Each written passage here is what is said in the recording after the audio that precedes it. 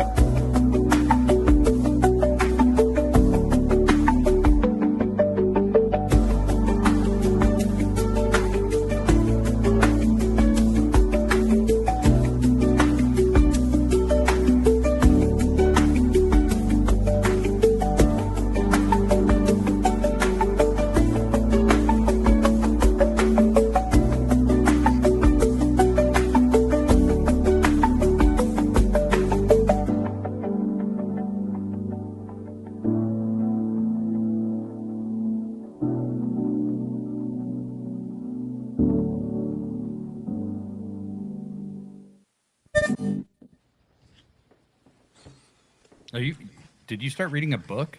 I thought it would make me look like impressive if I was reading a book. No.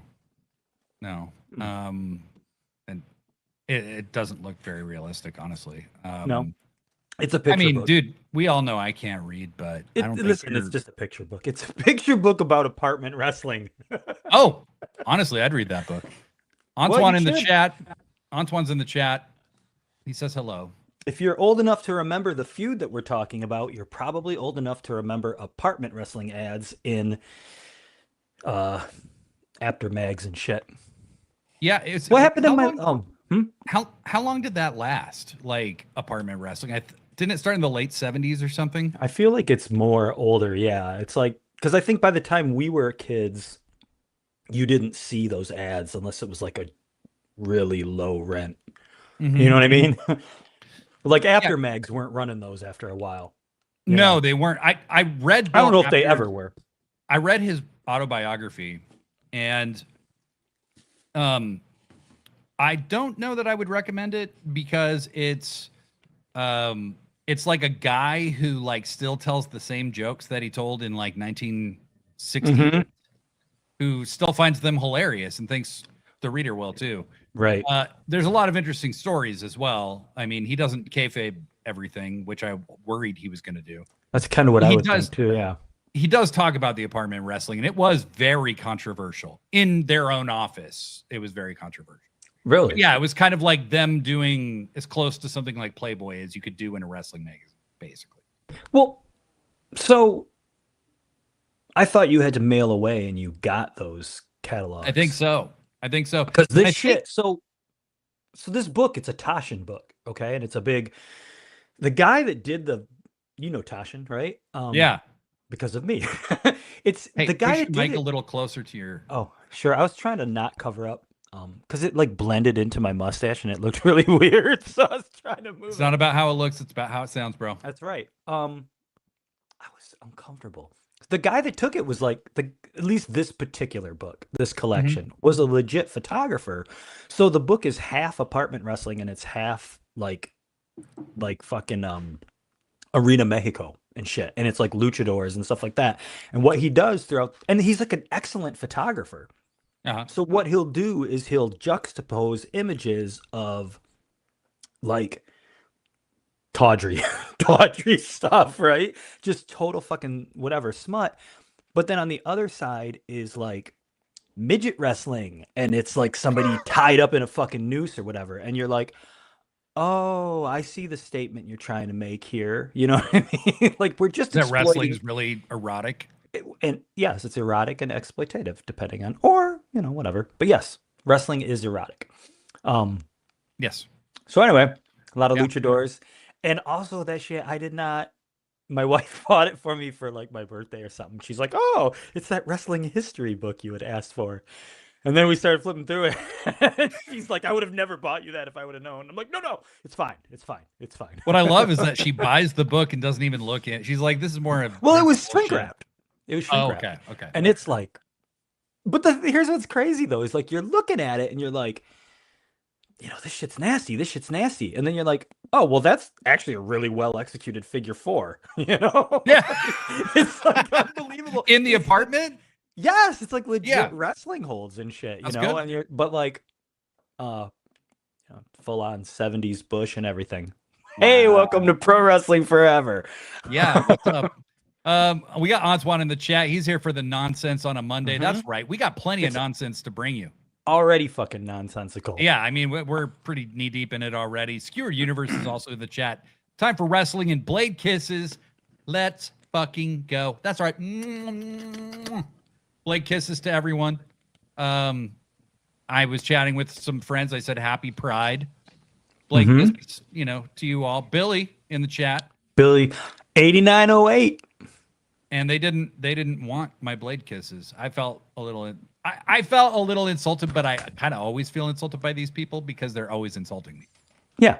Well, and who wants fucking blade kisses? Degree, could you help give me some perspective here? Because we're kind of waiting for people to show up and stuff. We're reducing the crowd right now. Why do people disrespect me? I mean, it's because you're an asshole. Why? So why do people hold beneath contempt? Like, you're an asshole. Yeah. And that's the only reason? I mean, that's the main reason. You're kind of a jerk. You're really self-centered. You're, just egotistical. Yeah. You're not rude. I mean, I'll give you that. You're not rude, but no. But all those rest of those things. Okay. Well, then I don't care. Contempt. Yeah. Like contempt is held in a higher regard than I am. Yeah. Yeah. That sounds about right. Yeah. Yeah. So, yeah, well, no, that's illuminating, and I'm really glad I asked because now I don't care because I don't know why you it's did. just about me being an egotistical asshole. Like that's not going to change. So we're just going to turn the volume up a little bit more. That's right. That's right. Skewered says everyone should want blade kisses. Damn it. That reminds me. Hold on, I want to try this. Hold on, hide that. Show. Yeah, look who knows how to do the. Whatever. Yeah, Professor Degree learned how to cue the comments. This is going to be chaos. I have simply asked him not to change the layout of the show. Randomly. Yeah, dude, that's the other thing. No. Yeah. Please don't. Please. Okay, hold on. Let me fix it. There you go. That was slightly out of focus. You were slightly out of focus. Fucking awesome now. I got a tiny little bit of technology under my belt. I gave a man with absolutely zero technical know-how power over the stream, and that was a huge mistake, kids. Yeah. This is going to be chaos. It's going to be fun. Degree learning technology. Skynet has become self-aware. Yes. I mean, it's the basic equivalent. This is what happens when power is given to the irresponsible. Antoine, you're correct. You're correct. And not me. As per my normal, I have erred greatly in my judgment. Usually you're only wrong about pay-per-view predictions, but this is a whole new fucking realm. Oh no, there's a lot of things I've been wrong about. I mean, I inviting people to join you on a podcast? Yeah, that's a huge thing I was wrong about. My whole campaign that magazines were the future in 2022 didn't go down so well. Yeah, no. To be fair, the printed word was I thought it was going to make a comeback. That time you bet on the Washington Generals. Yeah.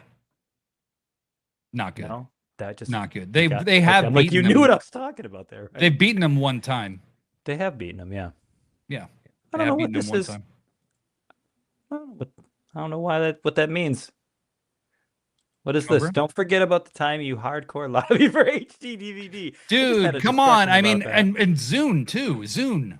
Like, remember Zune? Oh God, was Zune? What was the wooden one? Was that Zune? I don't even It's like at the end of one of the Guardians of the Galaxies. He hands him. He's like, "Don't worry, this is modern technology." Anyway, yeah, it was a Zune. I believe it was, and that was the one that like Neil Young backed. So to be fair, what was that? That wasn't Zune. That was something else. It was like his service was called Pono, and I don't know. His like half of his autobiography is him hawking Pono, which is really funny because the whole point of it was that you could play it in lossless quality, and now like Spotify and Apple Music and everybody plays in lossless quality if you wanted to. So, Books is in the chat. Yeah. Hi, Slop Tarts. Hi. Hi, Books. Hi, Books. And Books, I'm glad you're here, Books, because you know the two idiots that are talking right now. Like, well, you did a show with us a week ago. Mm-hmm. I And didn't have then anywhere else to go with that. you had another show on Friday that Books was on.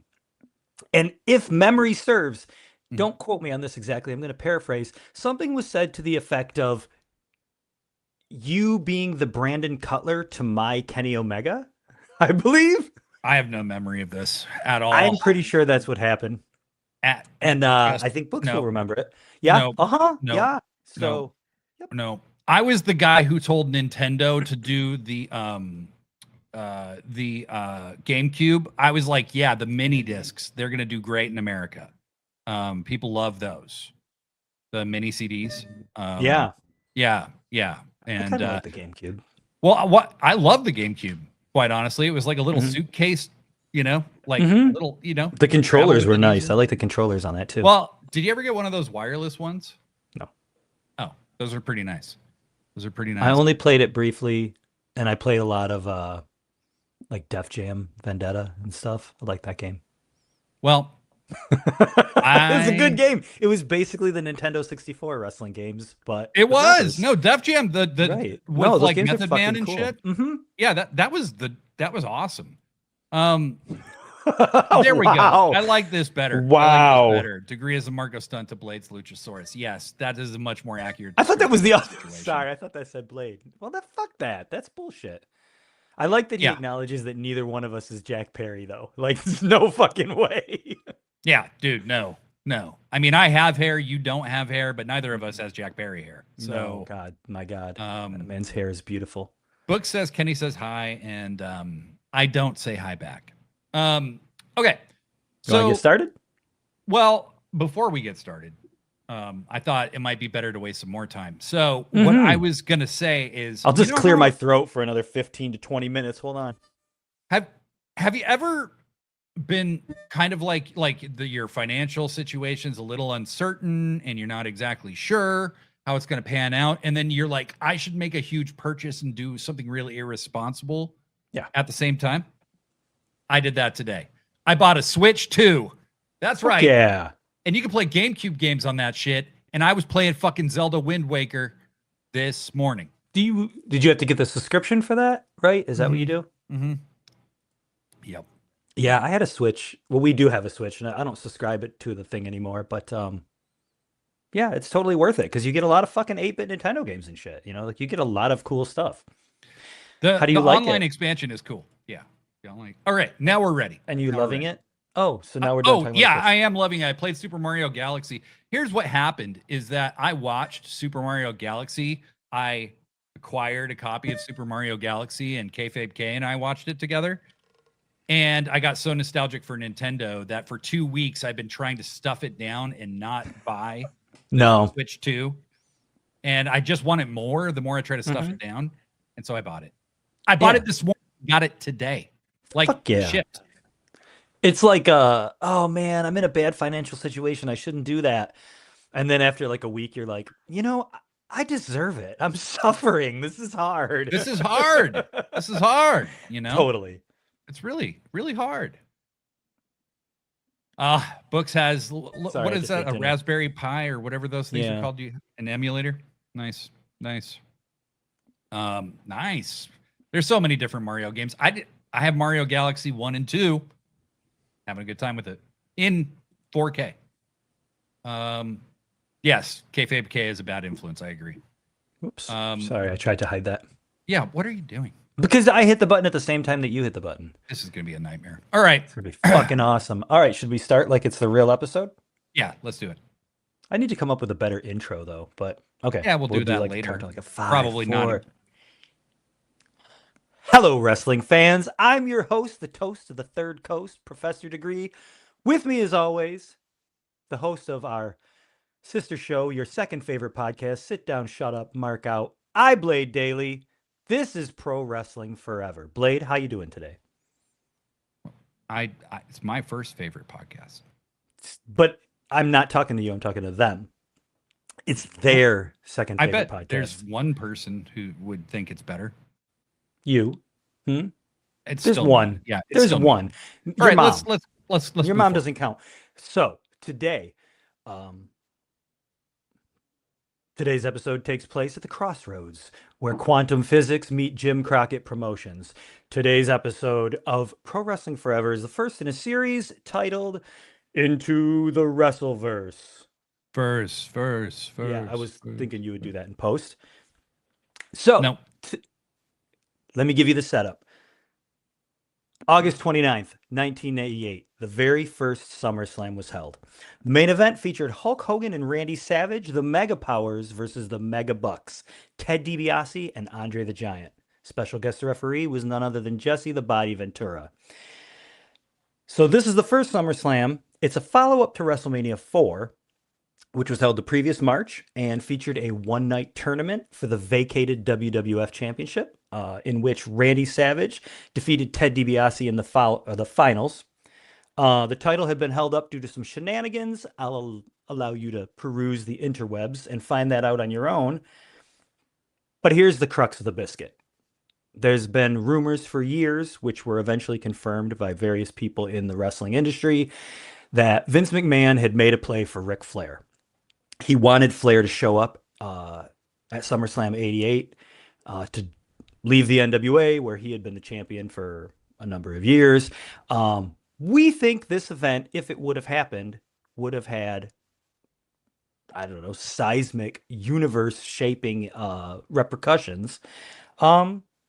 So we're going to get into that. We're going to take some questions from you, and we're just going to kind of discuss and do some fantasy booking and like basically just make a bunch of shit up like a couple of fucking fanboys. Blade? Yeah, no, well said.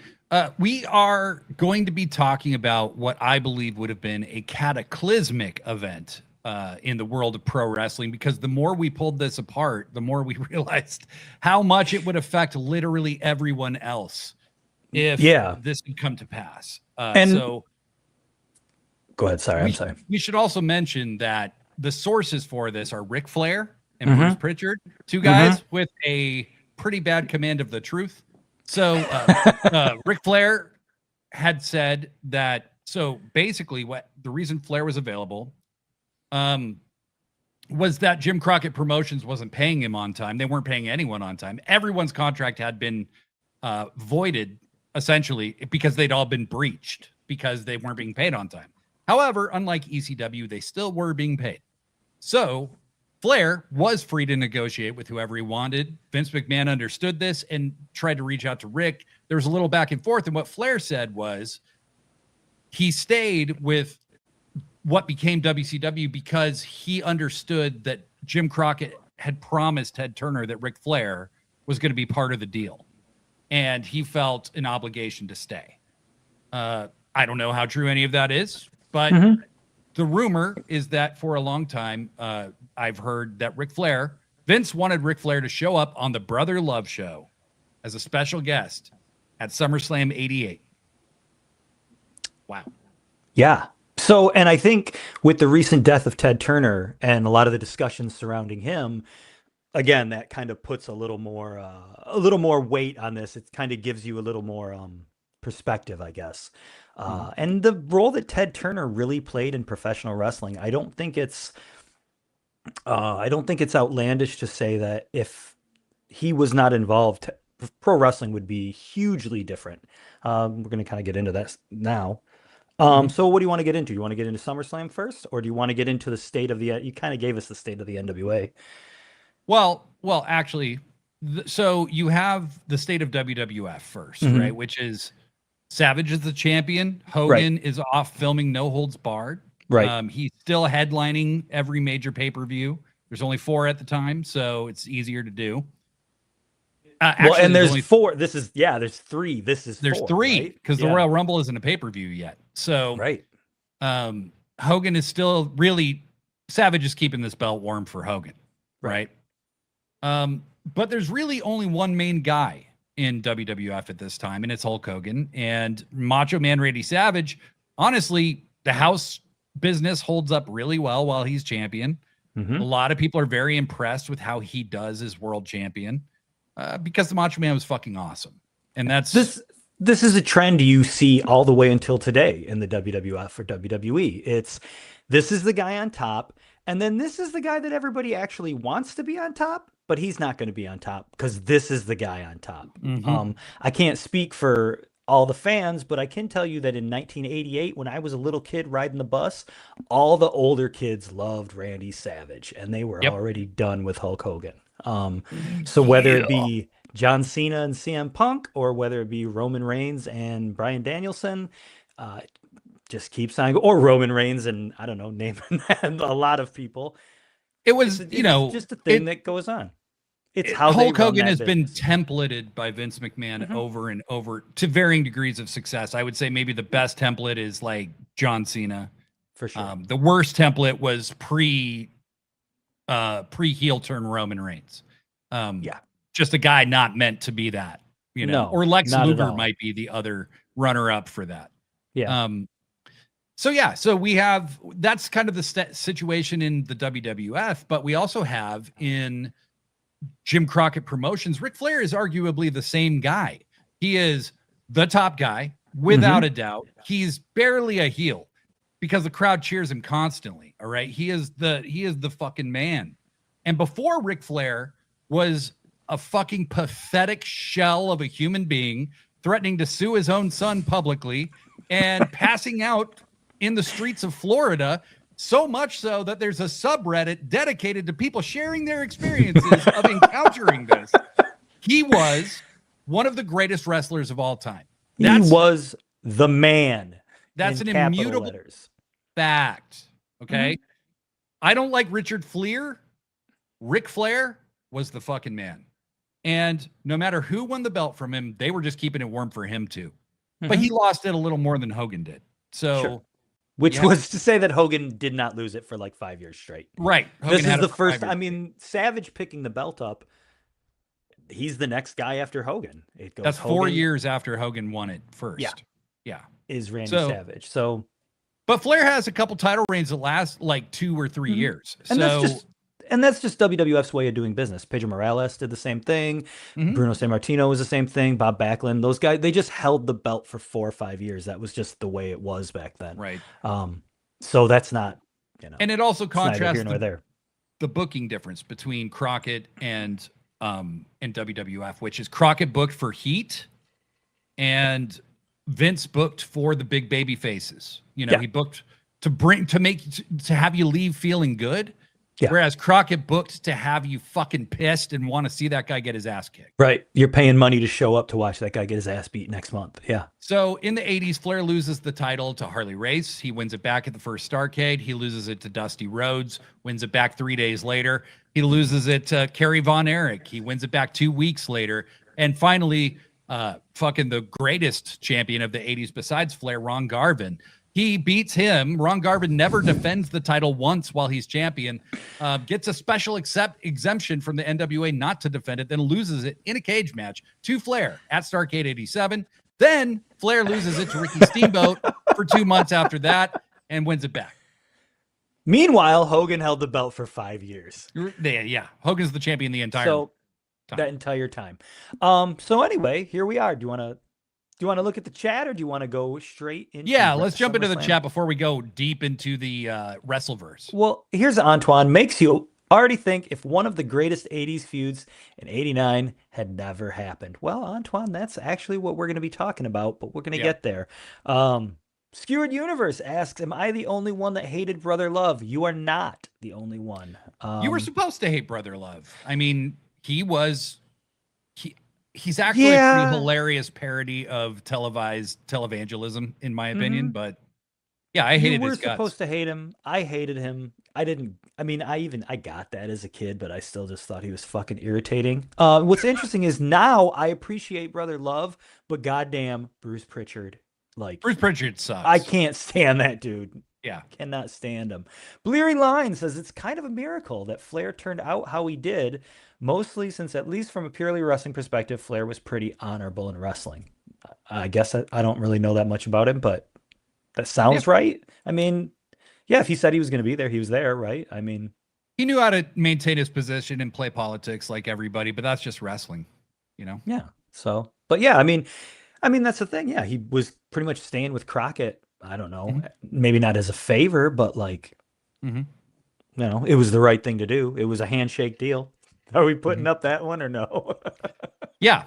Bruce can suck a fat infected one from Skewered. Yeah, I agree. Hmm. And then Hmm. Book says, I have no idea what we are talking about. Oh, just Books. wait. It's gonna get even more confusing. Well, here's the thing, Books, we're making an offer to you live on the air. We want you to come on the show next week with us and review SummerSlam 88, the real one that actually happened. We Hmm. want you to come watch that show with us because you've never seen it. You'll have no idea who any of these people are. And we want your impressions of who they are. And we want your impression of Randy Savage. Yes, we do. Yes, we do.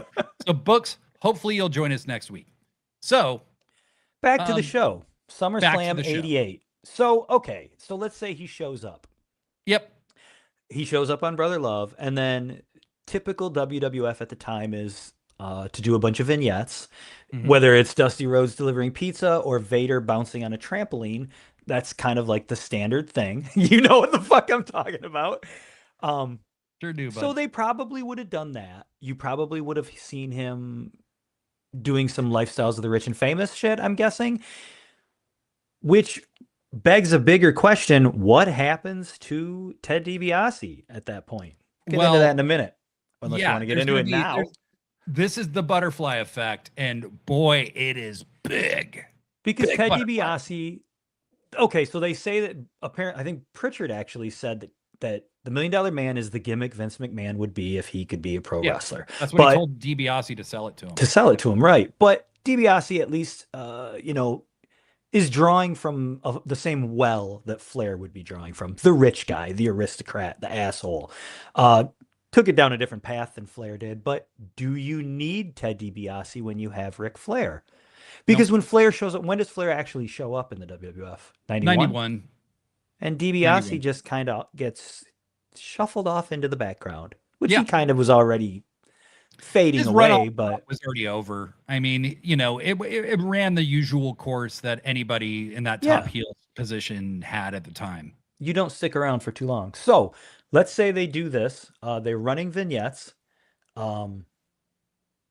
It's worth noting that in real life, in this timeline, in October, which is just 2 months later, Arn Anderson and Tully Blanchard show up in the WWF as a team.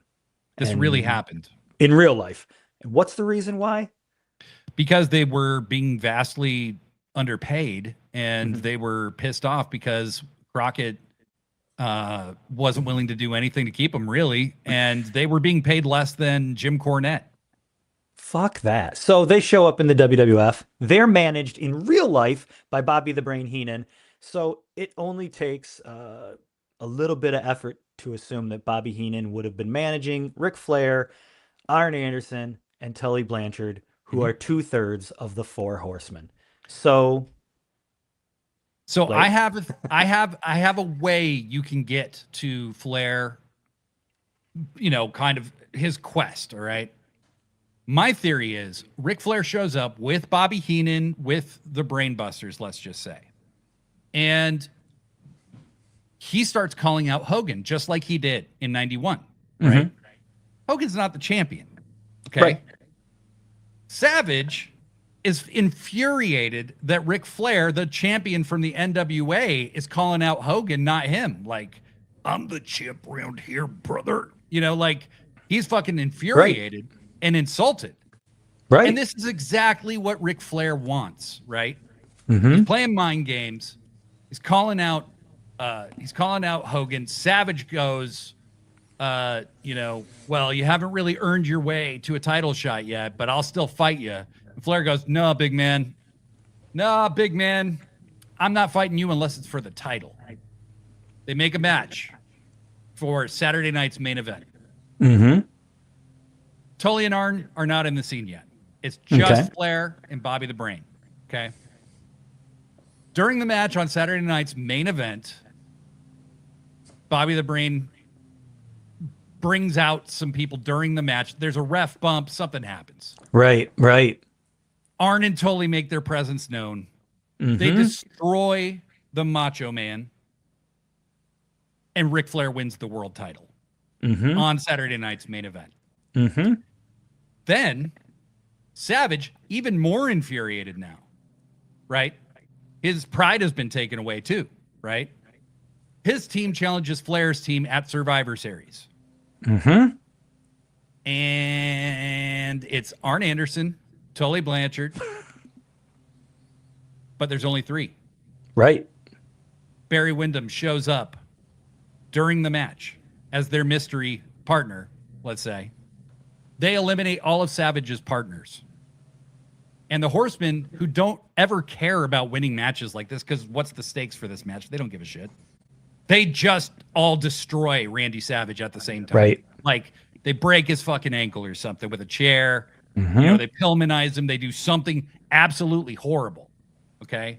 And maybe Sherry Martel becomes the manager of the Horsemen with Bobby Heenan. Right. She takes out Elizabeth, right? Hogan takes Elizabeth to the back for Right. emergency treatment. Right. Leaving Savage alone. Leaving Savage Deserting to be Savage even. leaving Savage to be killed by this entire team. Savage is killed by this entire team. They're disqualified. I mean, they don't even Savage wins the match, but it doesn't even matter. Right. He's on Stewart the Universe shelf. with the call out blade. I believe you mean the Widowmaker. Exactly. Is Barry my man. in WWF at that point? I I think no, he's not back quite yet. in NWA at that point. 88, he's still in the NWA. Right. He's the US champion. Right. But he's about to leave. I mean, he's really close to leaving. Flip-flopping back and forth a lot through the 80s and 90s. So it's not outlandish to think he'd be back. Right. Well, and certainly, I mean, our argument is essentially if Ric Flair isn't part of the deal, that Ted Turner doesn't buy Jim Crockett Promotions. You're getting ahead of yourself. I'm just saying there's a But lot we'll of people get there. there's a lot of people available. Yeah. So, Flair is the WWF champion. Right. He holds on to the belt, keeps calling out Hogan. There's a parade of baby faces. There's a parade of babyface challengers that are dealt with as they come. Right. Well, and also keep in mind, this is the first time, I mean, the Four Horsemen are a template for gang warfare. WWF has never seen that. You know what I mean? They've never seen people. They've already run roughshod through one company. Now they show up in the other company and they start fucking taking people out left and right. It's unheard of. It's crazy. Right. And it goes. Go ahead. No, I was going to say, I mean, basically that's your WrestleMania 5 main event, right? Hogan versus Flair. Instead of Hogan, Savage. Right. Instead of Hogan and Savage at 5, it's going to lead to Flair and Hogan at 5. Now imagine for a minute, Ric Flair and Hulk Hogan in 1989 instead of 1994. 91 or whenever we saw them. Yeah. Really? 94 was the only time they ever fought on a pay-per-view. Yeah. They never because it's all house shows, right?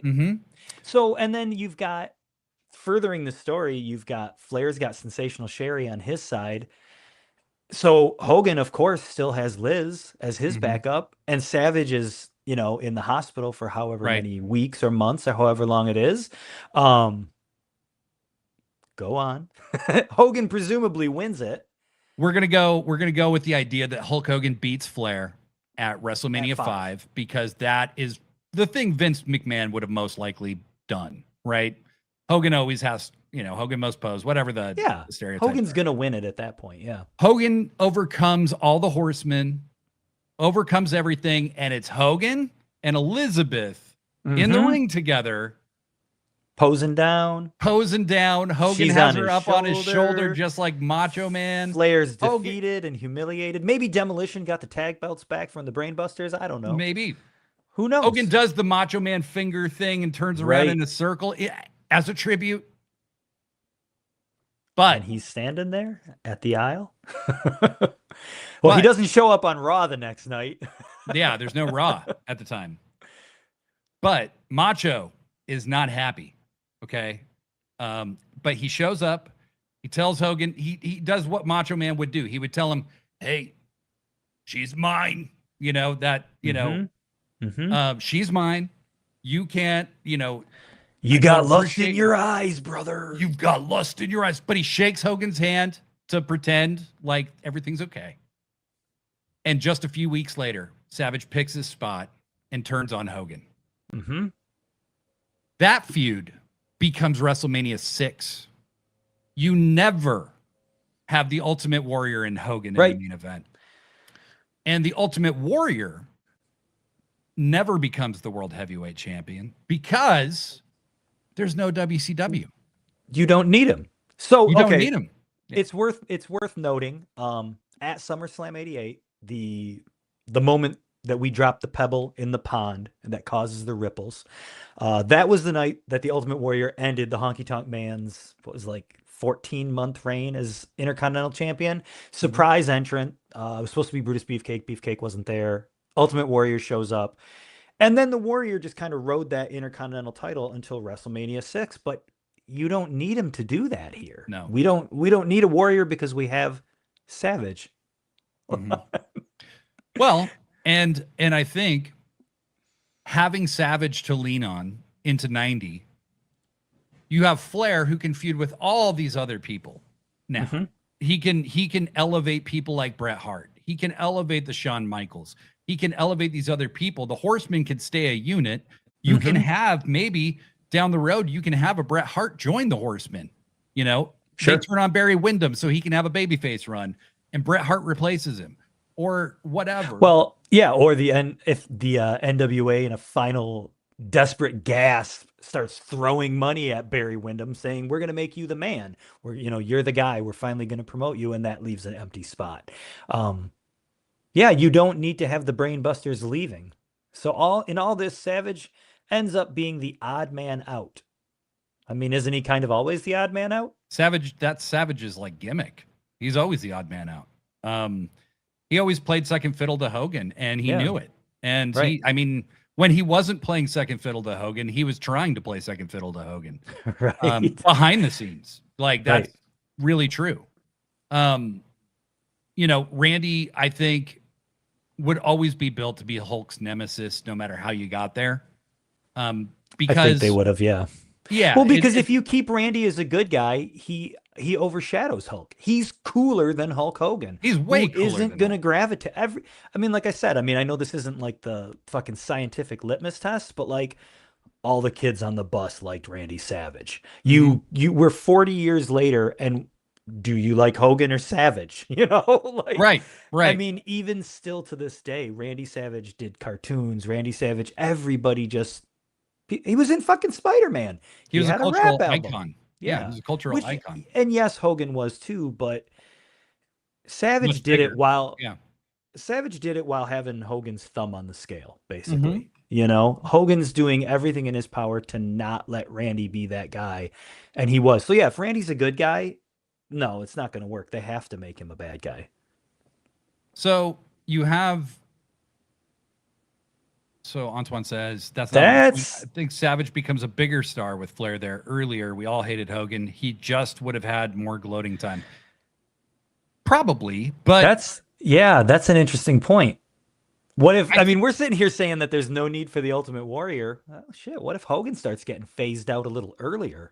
Well, and that's what I was just about to say. So we know that by 1990, Vince thinks that Hogan needs to be replaced. And that he's starting to feel the urge to replace Hulk Hogan. Right. I don't think he would have replaced him with Macho Man because he thought Macho Man was old too. Right. However, if Ric Flair isn't part of this Turner deal, let's just say it was all true, Turner doesn't buy Jim Crockett Promotions. It's just a dead entity now. I have SmackDown Hotel pulled up right now. And I'm looking at the 1988 roster of Jim Crockett Promotions.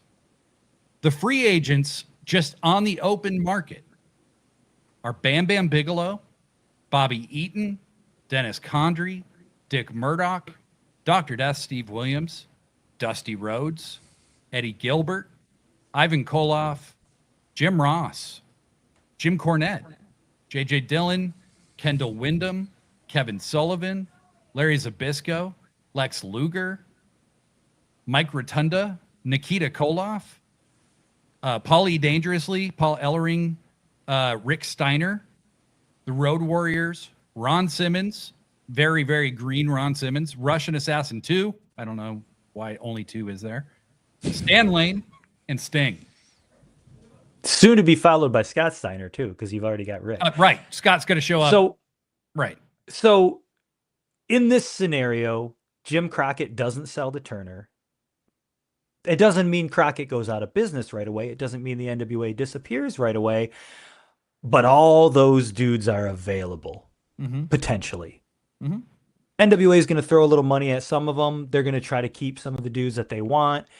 But somebody's going to go up north. And I'm thinking Luger and Sting are pretty much shoo-ins. I think Luger and Sting definitely. So here's why the Warrior becomes completely disposable. Because Vince McMahon would have gotten such a boner for Lex Luger. It wouldn't even be funny. Okay? Lex Luger at this time. And Lex Luger very likely would have been the understudy of Hulk Hogan. While he's I think Vince would have built up Lex Luger to be the next Hulk Hogan. He would have tried with all of his heart. In 1989? Absolutely. Yeah. Because that's young Luger. It's before he got bored with the business. It's before he turned into the Luger that we didn't really like so much in the early 2000s. Yeah, absolutely. He would, and he's blonde, he's buff, he's fucking got a crazy physique, and he's got an alliterative name, which we know Vince McMahon absolutely adores. Yes. So and, you don't need the Warrior. And the Warrior's a jerk. The Warrior's an asshole. Why would you want to deal with him if you don't have to, you know? Well, and you and I were talking offline, like you book the Warrior the way he booked Attraction baby faces. You book him the same way you book Andre the Giant. You just have him wrestle every once in a while. Then you have him disappear for long stretches. He wasn't really good with people, so he can't be a company representative anywhere. He's not a good wrestler, so he can't like go to other places and represent the company there. Right. So you just use him. Gets fired, quite honestly. Yeah, it might be. Yeah. But you have Lex Luger, and then as a backup in Vince's world, I think Sting is Luger's backup, not the other way around. You know what I mean? In Vince's world, absolutely, yeah. Or Sting's part of a tag team, or Sting is, who knows where else he would have been. Let's see what folks are talking about this business. Yeah, we got some talk going on here. Larry, Rotunda, Koloff, the Steiners would have been snatched up. Yeah, absolutely. Oh yeah, can you imagine Vince with Nikita Koloff? Oh yeah, I mean, Nikita definitely having maybe Hogan in a non-title feud with Nikita Koloff. Right? Yeah. Yeah, I think Ron Simmons would have been buried, but that's WWF too, right? What is this? This would be a very fun JOWTEW scenario to play out. I'm not familiar. Larry, could you elaborate, please? Yes. Luger negates the need for the other. Absolutely. What if you had a version of the Ultimate Warrior that wasn't an asshole and could mostly wrestle? Yeah. I mean, Lex Luger would be the superior Ultimate Warrior if you actually gave him the gimmick. But Hellwig already had the gimmick at this time. So, can't That's go another back episode that far. Yeah. But it's the 80s and Sting would have been white hot, and he absolutely would have been white hot. He would have been white hot. And this is why I figured they would have definitely signed him, is because he already would have had the 45-minute draw with Flair at the Clash of Champions earlier this same year. Oh, here we go. Journey of Wrestling and TEW are both booking sim games. Oh, cool. Ooh, that's cool. That's really cool. Yeah, so, I mean, it changes everything. I don't think, because what was the reason for Arn and Tully leaving WWF? Just they left WWF because they were not making the money that Vince promised them. So they had downside guarantees that were very small back in those days. Vince didn't guarantee you shit. Right. He said, but you'll always make more money with me, pal. And what he told them they would definitely make better than. They didn't even get to that amount. And so they were like, we're done. We want out. And that's when they drop a drug test on Tully Blanchard. Right. But in this scenario, they'd have been making bank. Those guys would have been in part of the biggest storyline in the business. So, yeah, they absolutely would have stuck around. Yeah, Tony Khan is a big TEW guy. That makes a lot of sense. Yeah. So, here's another question. since I think we've kind of gone through basically our opening scenario of what we think would have happened, let's say Barry Windham's not available. Let's say Jim Crockett either is or isn't in charge of the NWA. I don't know what happens to the NWA, but He's not. He wouldn't be. No, because he was already on his way out. Yeah. So, but whoever is in charge. And he just blew it, Yeah. They say, Barry, now you're the last guy we've got left. You're Barry Windham. You're a second generation star. He gets elevated up to the world title and he stays in the NWA. Who are the other folks? Antoine is already answering my question. Who else could have been in the Horsemen? Who would have been the fourth man? Yeah, Kurt Hennig would have been. Was he in the AWA at that point? No, he was in WWF by this point. He was already there? He had just debuted in the WWF in 88. Yeah. So he's like your young buck. He's your young guy that you're like, Rick Rude is in the Heenan family at this point. Yep. And I think Rude is a pretty solid easy pick to throw him in the Horsemen. Andre the Giant is in the Heenan family. Mm-hmm. And Andre could be right? Big, huge, 4 fucking enormous fingers. Seeing Andre do the 4 would have been so dope. It's the I mean, look, Vince gave Andre the belt just so he'd always have that spot in the history. You know what I mean? It's a 5-second reign, whatever. Vince loved Andre. Andre was in a tag team with Haku, right? So that Haku could do all the work and Andre would just stand there. Yeah. Well, imagine there's 3 other guys to do all the work for him. Right. And he's just the muscle. Andre's a perfect fit. I think it's worth mentioning that because it's Vince McMahon, because it's 1988 leading into 1989, Zeus could have been an option. Zeus absolutely could have been an option. And as much as we all fucking hate to admit it, that's a pretty real, that's a possibility. Really in private pushing the theory that Zeus could have been the 4th I am horseman. absolutely pushing the theory that Zeus could That's have been the 4th insane. horseman. Zeus headlined SummerSlam the following year. Did he not? Hey, Antoine has a response to this. Oh my God, no. I'm not saying I want it. No. I'm not saying I want it. I'm just saying let's be realistic here. This man put Dusty Rhodes in polka dots. He might have put Zeus in the Horseman.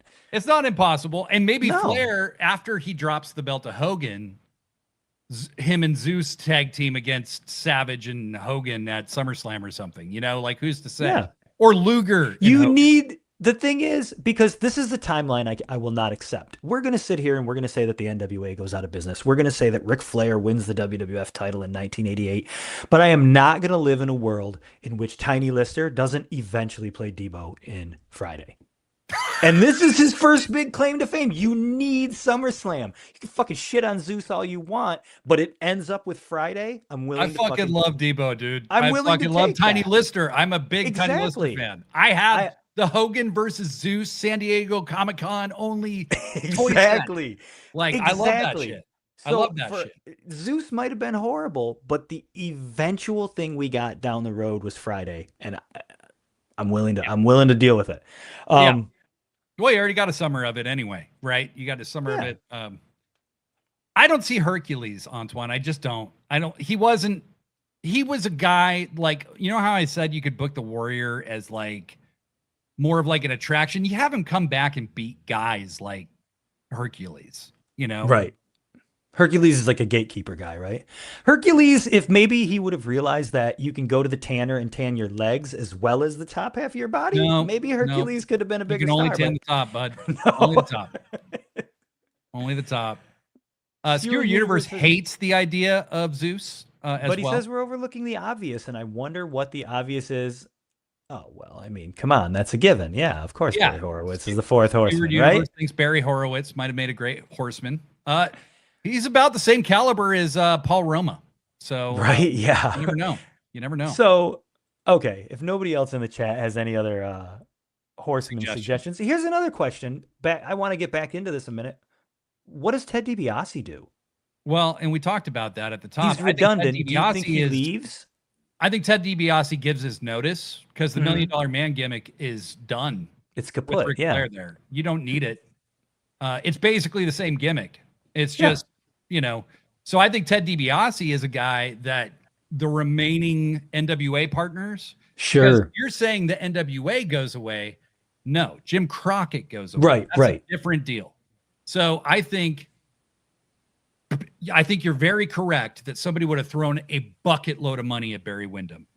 And I think Ted's Sure. another guy they would throw a bucket. Oh, for sure.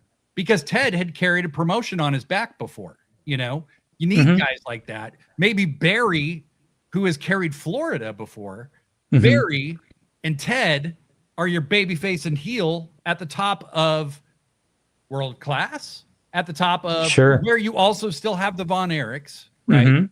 However, 88 is the year Fritz sells world class. So maybe that doesn't happen with all of this going on. Vern Gagne is still running the AWA, but this is the death knell. Of the Where's the AWA? AWA in 1988? Well, that's the Like year that turkey on a Kerry pole match or Lawler whatever. unified the Memphis and AWA title, and then Right. they never paid Jerry Lawler, and they stripped him of the belt because he wouldn't defend it because he never got paid to defend it. Yeah, so that's another question. And you also have all these people in Crockett who are free agents. You know, Mhm. I think Dr. Death, you're going to see him go to Japan. Mhm. Bam Bam Bigelow, I imagine he ends up in Japan. You know, Has he had a been lot in of money. Japan at this point already or no? I don't think so. I don't think so. He just either goes a little earlier or whatever. He goes a little but- earlier. Yep. But you also have, you know, you have the Midnights are free agents, and I think that that's a very promising thing. Mhm. The Rock and Roll Express were gone at this time as well, so you know they might have hooked up and done that same feud in Memphis or in Texas or wherever.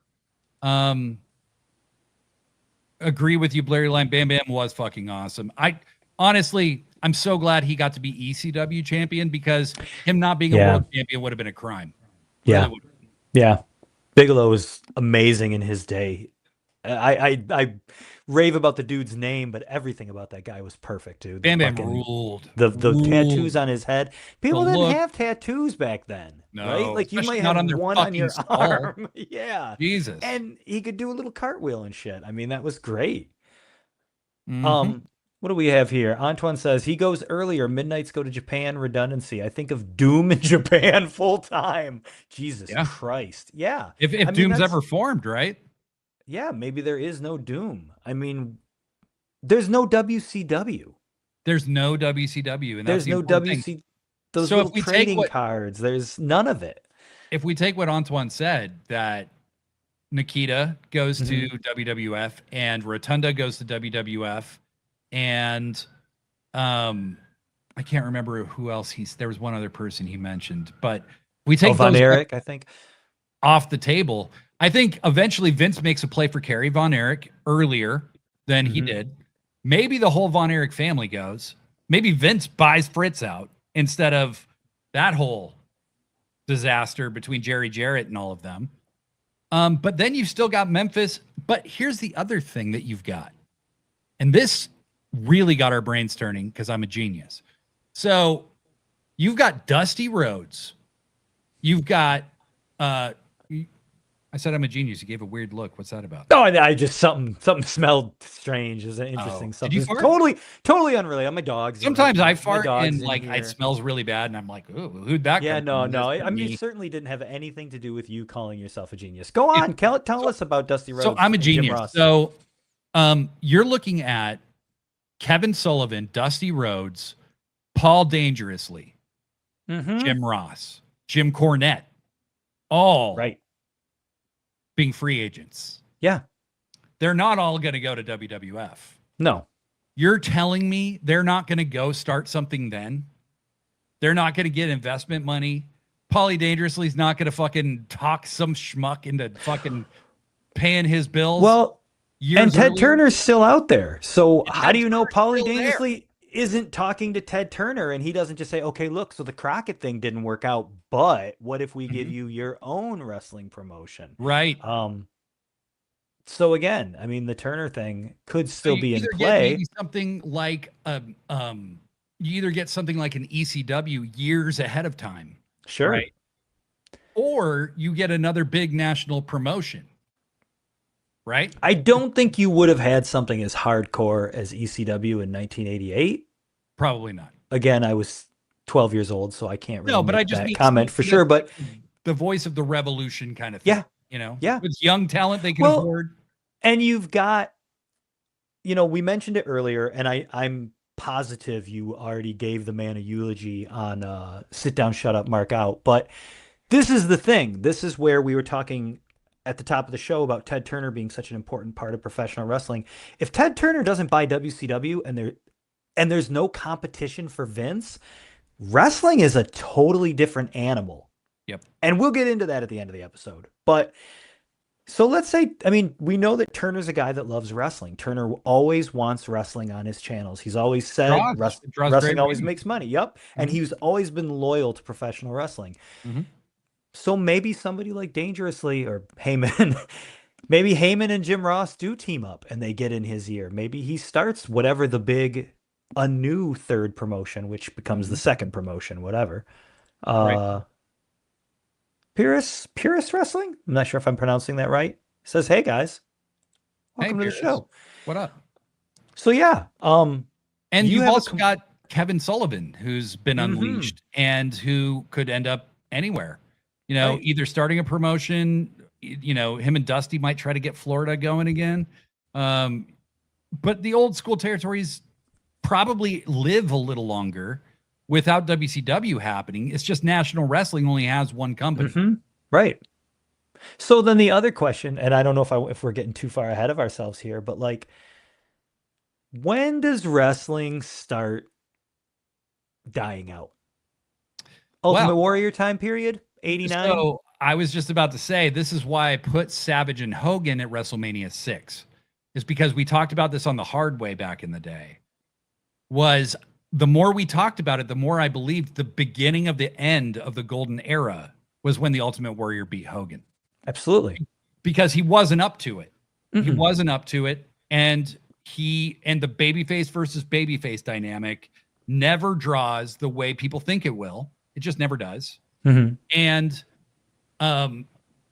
But they were out of top heels and they screwed up Mr. Perfect. They screwed up a bunch of guys. They screwed up Ted DiBiase, quite honestly.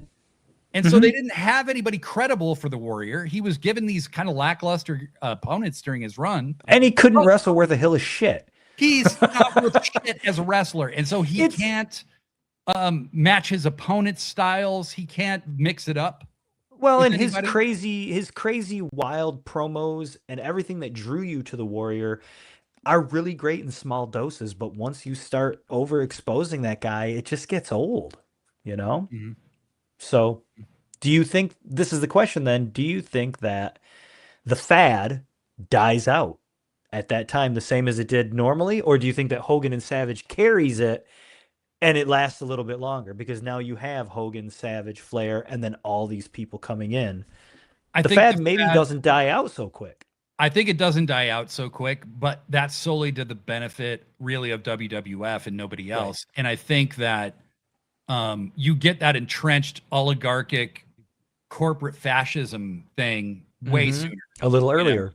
Well, and then, there's, to be, I don't know, hyperbolic, I guess, pro wrestling dies and sports entertainment is the only thing. But instead of that happening in the early 2000s, it happens in 1988. Right. Yeah. Instead of 2001. Right. Right. Secure Universe, there'd be no Attitude Era, no Austin 316 King of the Ring. Nope. Right. Nope. There would I think wrestling itself becomes considered more of remember when the hula hoop was a big deal? That's what wrestling becomes. It goes the way of roller derby, basically. Yeah. It's still around, know. It's the 80s though. He has a cartoon, he has a toy line. There's a chance it's G.I. Joe, Ninja Turtles, He-Man. Maybe it gets revived as a nostalgic thing. But yeah, I don't. You never wouldn't see to the Sergeant Slaughter storyline, which God knows how much damage that did to the brand. Right. And he also has. You still have the steroid scandal coming, and that doesn't change because of this. Right. Maybe he puts the belt on guys like Brett and Perfect and Ric Flair sooner, but. Maybe the outcome of the trial changes. But you also have Vince going eventually whole hog with garbage men and sports stars, hockey guys, roosters, et cetera, with nothing else as a buffer to that. You don't have the real wrestling, or whatever you want to call it, of the NWA or the AWA, Vern Gagne's vision. You only have this one vision of professional wrestling, and it's not the one that I would really want, I guess. And it happens in 88. Right. So right. there's that. Antoine says, I think one thing happens. You mentioned ECW still happens, but it becomes the number 2. So who on earth comes there? Well, I mean, is it the same style? I think is the question, because ECW was descended from Tri-State Wrestling, which was run by a dude named Joel Goodhart. But the problem with ECW, with Tri-State, is that he booked every match as a hardcore match, every match on the card. Like he had no idea how to like build anything. So he'd sign all these super expensive people to come. The shows would draw really well. He'd have the Sheik there. He'd have Abdullah there. He'd have Terry Funk there. He'd have Eddie Gilbert there. They'd draw really well, but because the talent was so expensive, they wouldn't make any money. And so Todd Gordon basically took the audience that came to see Tri-State, and the people from that promotion who were doing all the back end stuff said, Todd, would you be willing to like fund the bare bones of something just so we can do this? We don't care if we make any money. And Todd just basically decided, hey, I'm not going to bring in all the big names. I'm going to bring in maybe 1 or 2, per show. Right. Make it sustainable. And that's how ECW starts. So maybe ECW still happens, but does it happen in 1989? Maybe, because Tri-State starts in 1990. It's not like that far removed. No, not really. That South Philly hardcore mentality is already there, So who's to say? But and who goes there? I'm pretty sure Heyman, Eddie Gilbert, guys who went there. And then there's also the other thing that we haven't considered is who else in WWF is just worth nothing and leaves. All happens. Yeah. I mean, do you need Dino Bravo? Do you need Brutus Beefcake? He probably has a job. Well, yeah, he's got a job because of Hogan. But a lot of those guys are gone, and they're out kind of seeding the territories again. Yep.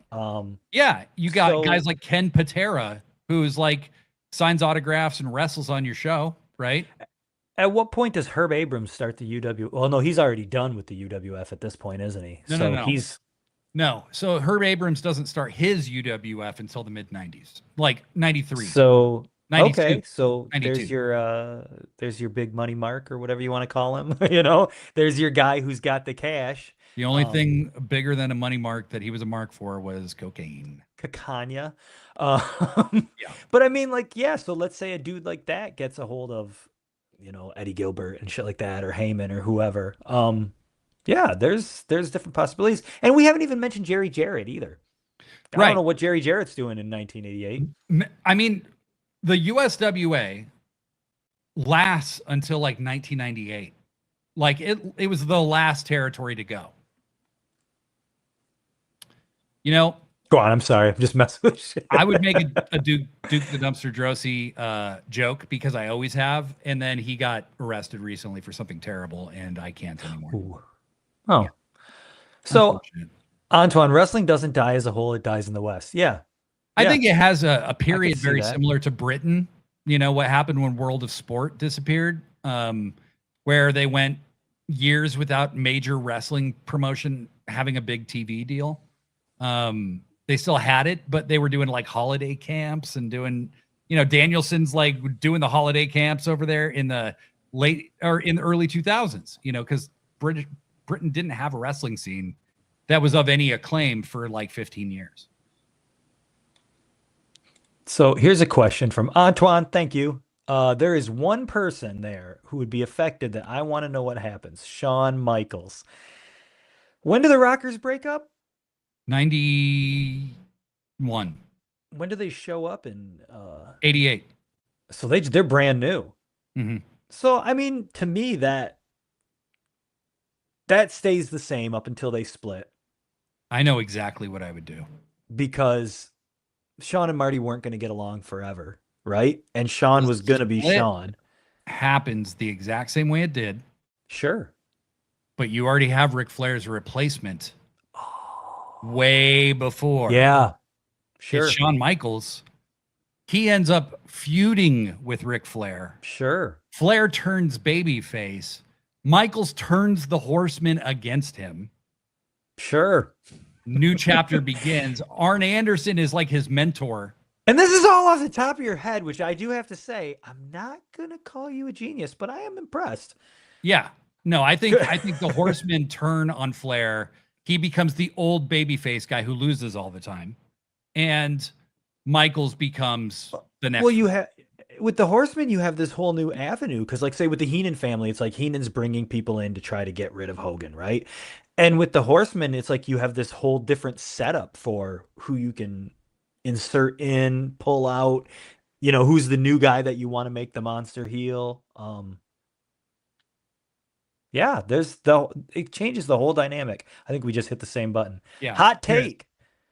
In 88, Steamboat leaves WWF. I think Steamboat go to Flair. In 88, WWF for 21 people. Dynamite Kid or Blue Blazer, but in 89, that spot goes to Mr. Perfect. Yeah, I mean, yeah, that we kind of in the Horseman. Is that what you mean? Because we did, or it just becomes his kind of masterwork in ring opponent. Yeah, I could see a Hennig and Flair feud somewhere in '89 after a year of Hennig maybe being the fourth Horseman. Well, and I can see all these guys also headlining if there are other promotions that are on the rise. Yeah, maybe Hennig doesn't have a place in WWF and he goes over there. Maybe Shawn Michaels sees the WWF as being too overcrowded and doesn't see room at the top and he goes to somewhere else. Well, and that's kind of the thing. I think Vince also continues this cycle of bringing people in for runs and then cycling them out because there's so many others at his disposal, Yeah. He doesn't have to have long-term heels for years and years and years at a time, unless it's like a Ric Flair or somebody at that elite level. Roddy Piper is probably never a babyface. He's probably people were gonna make Piper a babyface no matter what. You know what I mean? But yeah, keep going. Pyrrhus says if Flair is in 1988, Flair does number 3 at 89 Royal Rumble and wins 3 years before 92 Royal Rumble. Very possible. Well, and that's another thing is you don't maybe in this scenario you never have a situation where the title is vacated and the Rumble is for the title. After the Rumble was for the title, after Flair won it, every year since then, the Royal Rumble has been for a shot at the world title at WrestleMania, right? Maybe that never happens. Right. And that whole episode we did 2 weeks ago doesn't make any sense and doesn't matter anymore. Well, or it just doesn't happen till later, Yeah. I mean, it at least is given a few more years to not start homogenizing the entire approach to. Blurry Line makes a great point, and I would like you to elaborate a little bit on this, Joe, if you could. Hopefully in this scenario, the U.S. doesn't have to deal with tribute shows like we did. What do you mean by tribute shows exactly? I think I might know, but I want to make sure I understand properly. Skewer Universe recognizing game over here. It's pretty interesting having Michaels head up the Horsemen, and then eventually that sounds like something he'd say. A new generation of Horsemen, like it. Sure. It's not like he's going to run around with Arn and Tully forever. He could have a new generation of Horsemen. It could be Razor Ramon, Diesel, Shawn Michaels. Yeah. I mean, Triple A Arch. Right. Oh, sorry. I just hit this button on this light and all of a sudden I'm super illuminated now. You looked so moody earlier and now it's better. I don't know what happened. I don't know. It's all fuzzy now. Killed the vibe, bro. Whatever. Sorry. I was going for like a kind of a sensual vibe. How's that? Is that better? No. Sorry. Swan says, yeah, I agree with Professor. Piper was going to be a babyface, but maybe that legendary IC title doesn't happen. It's the world title. So let's get into that. So this ends if Flair goes to WWF. You have to end the year-long title reigns that are always just like AEW is doing right now, where guys are holding the belt for a month or 3 months or 6, but it's not a year like it was. Right. And they're on their way out at this point anyway by 88, Yeah, you just can't do it. Like Hogan can't be champion for a year. Savage can't be champion for a year. You know, Right. so you have the belt moving around a lot more sooner. And I Mm-hmm. think you build up more guys who can carry the fucking company Mm-hmm. when Hogan eventually really peters out. Yeah, so maybe then we end up with the WWF that isn't based around one big top guy and then a bunch of guys trickling. Maybe it's the way we see AEW now or every other promotion in the entire world where guys kind of come in and out of that top spot, and a Right. lot of different guys get a chance. And you don't have that overkill where really Hogan is a replication of Bruno. Sure. I mean, Vince McMahon Sr. is the guy who made that template. So, Blurry Line says tribute shows were when the UK scene had absolutely no stars, so wrestlers would run bootleg WWF shows with wrestlers posing as WWF wrestlers. Ooh, Yeah, that's what I thought you meant. So, yeah. that's a terrible idea. Oh, So is that where you'd get guys like Cold Stone, Austin Stevens? Yes. You get guys doing impressions of famous gimmicks. Yes. Obscure Universe says Four Horsemen Wolfpack would be the thing. But yeah, I mean how yeah, oh my God. Oh right? My God. So basically wrestling is totally changed by this one thing. Sure. One move changes and it reshuffles the entire deck, which I think speaks to the importance of both Ted Turner, absolutely, Ric Flair, really, at the time, and you get the Hogan Flair feud in the middle of their primes instead of years after it. And you actually get a proper feud because by the time it happened in WCW, F that. I've got no purpose for that. No. It's terrible. No. I mean, that doesn't even, it almost doesn't even count, Pyrrhus says we need to do an episode of Into the Wrestleverse of what if timeless Tony Storm joins WWE in a big signing like Cody Rhodes in 2022. Maybe. It's the thing about that is, well, when was she in WWE? She left in 2022 or 2021. I think she got released. Yeah. Or let out of her contract. I think the problem though is she would never be able to do what she does in WWE. It just wouldn't be a one-to-one thing. In my opinion. Blair Line says we're all muted. Are we? Can you hear us? I can hear me. I can hear you. No? Yeah. Maybe you've got the mute button on, Bleary Line. Larry, did you mute us? Did you mute us? Jesus fucking Christ. Jesus Christ. What if the WWF fell into dire straits and Turner purchased WWF from Vince, bought it out completely? I mean, how close that's a realistic scenario to envision, given this whole thing. At some point in the late 90s, Vince wants to get the fuck out of wrestling. Well, yeah. Or he needs the backing. Yeah, and so Turner shows up anyway, and then you've got a completely different... Thanks, man. You're coming through, too. Man. Yeah, well, whatever. So there's one more. There's another option that I think is worth exploring if we've exhausted these options. And I don't know if we have. Yeah. It's Vince McMahon. It's 1988. And I know it's a little bit early on the timeline, but Blade, I know I'm annoying the shit out of you with this one, but I got to call this the Polka Dot Road. We might have to take a walk down the Polka Dot Road because Polka Dot Road, baby. I think you know what the Polka Dot Road is, baby, and I think you know who walked that road and who walked that line, daddy, and that's the American Dream, Dusty Rhodes. And you took a dude that was the baddest, American Dream, people's champ, the hardest working man, and you turned him into a dude who wore fucking polka dots and danced, and he still managed to get it over. But in a world of Red Roosters, gobbledygookers, Dukes the Dumpster Drosies, there's a whole lot of bad paths that this could have taken. You could have had Arn and Tully and Barry dressed up like cowboys, wearing little cowboy hats, riding horses to the ring. You could have had a whole terrible... You could have had Zeus in the fucking Horsemen, if I need to say it again. There's a lot of different paths it could have taken, and I don't know. If anybody has any guesses, throw them up in the chat, I guess. I have a question for the audience. Mm-hmm. Who's better at this? You got Degree booking Zeus into the Four Horsemen. You got me having Shawn Michaels overtake Ric Flair and carry on the Horsemen for